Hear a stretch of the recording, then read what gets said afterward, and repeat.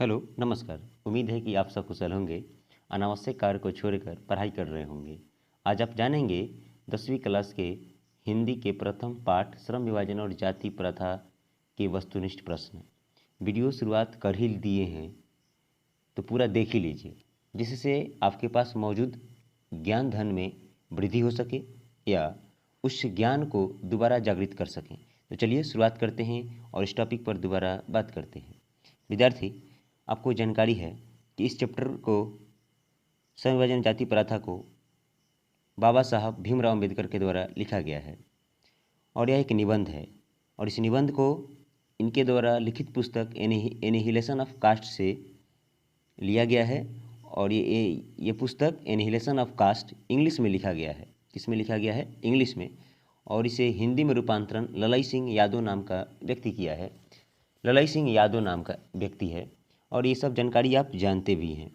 तो अगर आप इस वीडियो को पूरा देखते हैं तो मैं आगामी आने वाले 10 मिनट में आपको यह करूँगा, सवाल को पहले समझाऊँगा, इसके उत्तर बताऊँगा, जिससे होगा क्या, आप इसे आसानी से समझ पाएंगे और याद कर पाएंगे। सामने तो उत्तर लिखा हुआ ही है, लेकिन मेरा मकसद है इसको समझाना, ठीक है? क्योंकि ऐसा माना गया है, ऐसा माना नहीं, ऐसा प्रयोग द्वारा सिद्ध हुआ है कि अगर आप किसी प्रश्न को समझ कर याद कर रहे हैं तो उसे आप अधिक दिनों तक याद रखेंगे, जिससे उस सब्जेक्ट के प्रति आपकी रुचि भी जगती है या रुचि भी बढ़ती है, ठीक है? देखिए, पहले हम लोग पाठ का मतलब समझते हैं। इस पाठ का नाम है श्रम विभाजन और जाति प्रथा। इसमें बाबा साहब बताए रहे हैं ये कि श्रम विभाजन यानी काम का बांटना और जाति प्रथा में क्या संबंध है, किस प्रकार जाति प्रथा श्रम विभाजन को प्रभावित किया, किस प्रकार जाति प्रथा बेरोजगारी का कारण बनी, ठीक है? तो हम चलिए शुरुआत करते हैं। पहला सवाल है, बाबा साहब भीमराव अम्बेडकर का जन्म किस राज्य में हुआ था? तो इनका जन्म हुआ था मध्य प्रदेश में। कहाँ हुआ था विद्यार्थी? मध्य प्रदेश। मध्य प्रदेश के महू नाम के गांव में हुआ था। महू नाम का, मध्य प्रदेश के महू में। सेकंड सवाल है कि भारत में जाति प्रथा का मुख्य कारण क्या है? तो बेरोजगारी है। ये बहुत पहले की बात है। अब इसका बेरोजगारी का तो बहुत सारा कारण हो गया, लेकिन एग्जाम में ये बात आती है कि भारत में जाति प्रथा का मुख्य कारण क्या है, तो आपको क्या बताना होगा? बेरोजगारी बताना होगा। अगला है, मानव मुक्ति के पुरोधा किसे कहा गया है? तो मानव मुक्ति के पुरोधा बाबा साहब को कहा गया है। माने मानव की मुक्ति का ये कल्याण किए, मानव को मुक्त किए, मानव को बहुत सारे बंधनों से मुक्त कराए। अगला है, ये 4 नंबर सवाल, इस पर थोड़ा मुझे डाउट है, ठीक है ना, इसलिए इसे मैं देख कर हो सके तो आगामी वीडियो में कराऊंगा। 5 नंबर सवाल देखते हैं। जाति प्रथा स्वाभाविक विभाजन नहीं है, क्यों? देखिए, जाति प्रथा स्वाभाविक का मतलब यहाँ क्या हो सकता है? जो नेचुरल हो।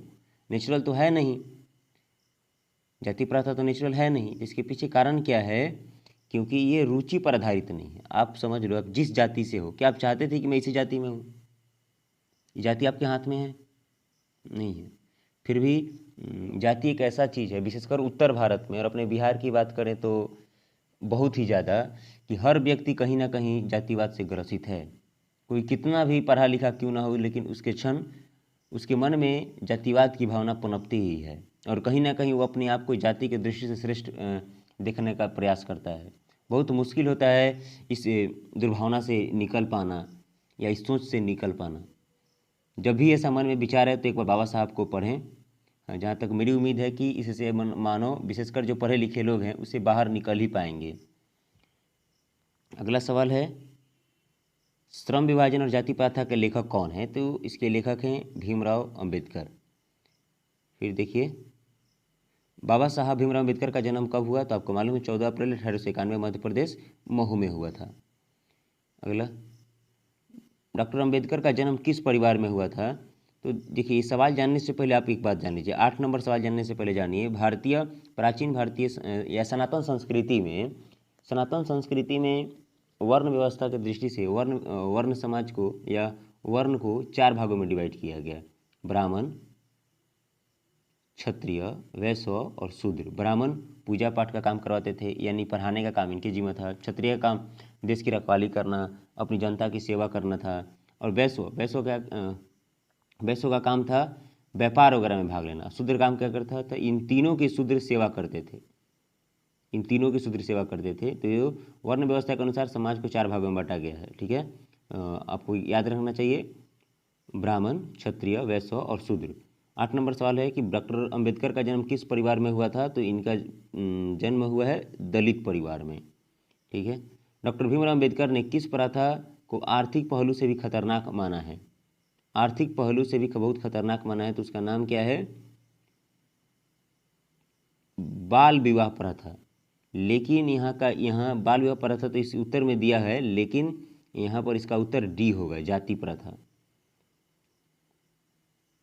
इसका उत्तर जाति प्रथा होगा विद्यार्थी। भारत में बेरोजगारी का मुख्य कारण क्या है? तो उस निबंध के अनुसार भारत में बेरोजगारी का मुख्य कारण, ये सवाल रिपीट हो चुका है, जाति। अगला सवाल है, जाति प्रथा श्रम विभाजन के साथ साथ किसका रूप लिए हुए है? तो श्रम विभाजन के साथ साथ श्रमिक का विभाजन करता है। इसका मतलब यह हुआ विद्यार्थी, इसका मतलब यह हुआ कि जाति प्रथा काम को बांटता ही तो है ही, साथ साथ लोगों को भी बांट देता है। यानी इसका उत्तर क्या हो जाएगा? इसका उत्तर सी हो जाएगा, ठीक है। अगला सवाल है कि श्रम विभाजन और जाति प्रथा पाठ बाबा साहब के किस भाषण का संपादित अंश है? तो एनिहिलेशन ऑफ कास्ट। इसका उत्तर क्या हो जाएगा? Annihilation of caste. इसका हिंदी आप जान लीजिए विद्यार्थी, इसका हिंदी हो जाएगा जातियों का संहार। क्या हो जाएगा? जातियों का संहार हो जाएगा।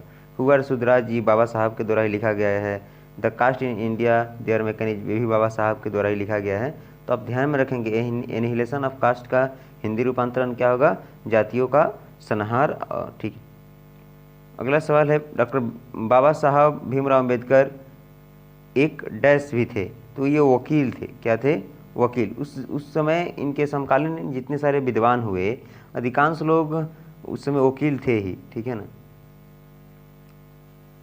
पेशा बदलने की स्वतंत्रता, सवाल नंबर 14, पेशा बदलने की स्वतंत्रता न हो तो इसके लिए भूखे मरने के अलावा क्या चारा रह जाता है? उक्त पंक्ति किस पाठ से ली गई है? तो इसका उत्तर हो जाएगा श्रम विभाजन और जाति प्रथा। अगला सवाल है, जाति प्रथा श्रम विभाजन का क्या है? ये निबंध है, शुरू में ही बताया था, ये क्या है? निबंध है, ठीक है।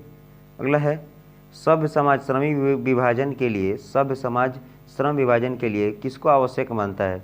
तो विद्यार्थी ध्यान में रखें, बाबा साहब ये बताना चाह रहे हैं जो सभ्य समाज है, ठीक है, जो सभ्यता को लेकर जागरूक है, जो सभ्य है, यानी आज की भाषा में कहें कि जो डेवलप है, ठीक है, आधुनिक है, आधुनिक। तो ये बोले जो सभ्य समाज है श्रम विभाजन के साथ साथ किसको, सभ्य समाज श्रम विभाजन के लिए किसको आवश्यक मानता है? तो इसको मानता है कार्य कुशलता को। यानी अगर आपको कार्य करने की कोई भी क्षमता है, कार्य करने की जो भी इल्म है, उसके अनुसार कार्य बांटा जाता है। लेकिन जाति प्रथा क्या करता है? आपको काम करने या न आए, आपको काम किसके आधार पर दिया जाएगा? जाति के आधार पर दिया जाएगा। अगला सवाल है, आधुनिक सभ्य समाज में कार्य कुशलता के लिए किसको आवश्यक माना है? तो ये भी माना है किसको? श्रम विभाजन को माना है। किसको माना है? श्रम विभाजन को माना है। भीमराव अंबेडकर के प्रेरक के क्या क्या नाम थे? देखो विद्यार्थी, सवाल को अच्छा से समझने का तरीका है, जैसे कि कोई किसी व्यक्ति का होता है रोल मॉडल। कोई कहता है कि हम गांधीवादी हैं, कोई कहता है कि हम उसवादी हैं, हम उनको मानते हैं, इनको मानते हैं। आजकल देखो ना, आजकल के जो नए बच्चे हैं वो किसको ज़्यादा प्रीफर कर रहे हैं? बोलते कि मैं इस अभिनेता को फॉलो करता, इस क्रिकेटर को फॉलो करता हूँ। तो बाबा साहब किसको फॉलो करते थे या किससे प्रेरणा लिए? तो इनका उत्तर हो जाएगा बुद्ध, कबीर और ज्योतिबा फूले। बुद्ध, कबीर और ज्योतिबा फूले, ठीक है। अगला सवाल है, भीमराव अंबेडकर के चिंतन में रचनात्मकता के मुख्यतः कितने प्रेरक व्यक्ति रहते हैं? ऊपर वाला जो 3 व्यक्ति है, इसका उत्तर 3 हो जाएगा, ठीक है।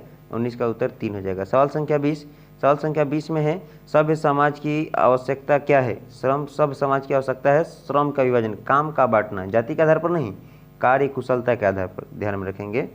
अगला सवाल है,